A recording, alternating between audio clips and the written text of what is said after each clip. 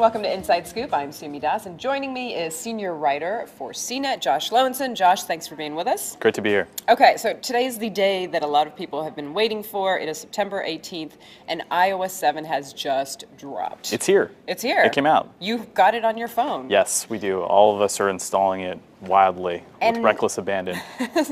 Everybody is doing this in the office. I mean, it's really not a productive time right now, but has it been a smooth release thus far? It's really too early to tell. People are just installing it. There have been some early reports from people who can't actually download it.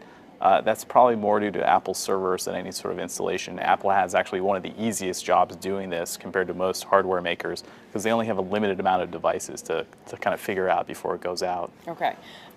With iOS 7, you can immediately recognize the differences from iOS 6, any previous versions. There's more white space, it's cleaner, fonts are different, there's none of that skeuomorphic design quality that we saw before. So how would you describe it? Well, the big main new feature is how it looks. They've added some new things, of course, but it's really a change in that old style. And like you said, the skeuomorphism where things would maybe look like wood, or you pull out the compass and it would actually look like a real compass. Like those things are gone, for better or for worse. In some cases, it is a lot better, and in some cases, it just doesn't work as well as you think it does. I'm wondering how my mom's going to cope.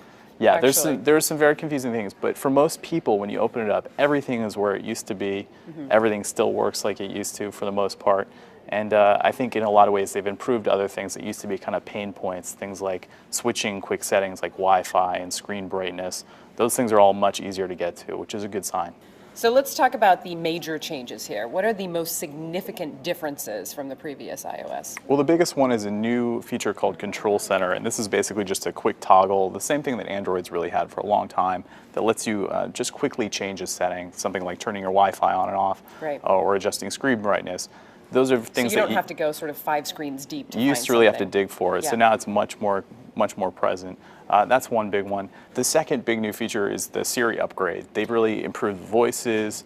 She's much more efficient now. She's much more capable. I saw somebody using it and say, brighten my screen, and she actually did what she was supposed to. Yeah, it definitely has more control over the hardware. You can adjust things like screen brightness or turning Bluetooth off, things like that.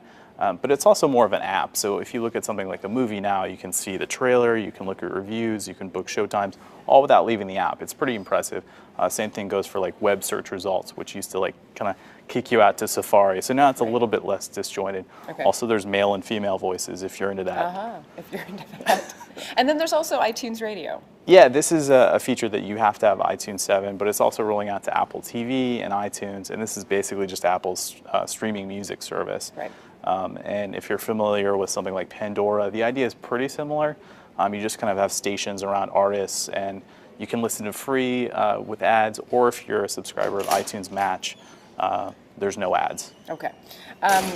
Finally, is there anybody out there who should not upgrade, who should hold off on saying yes to iOS 7? I think there's always people. My brother's one of them. He tends to use a lot of apps that are very kind of, maybe they don't get upgraded, or maybe they're very mission critical for him, and he found that they didn't really work as well. So for people like that, if you really use your phone all the time, maybe just wait to see if some of your apps that you're using right now are compatible before you jump in. So I actually do have one more question. Which devices is iOS 7 compatible with? Sure, it works with the iPhone 4 or later, with the iPad 2 or later, with the 5th generation iPad Touch.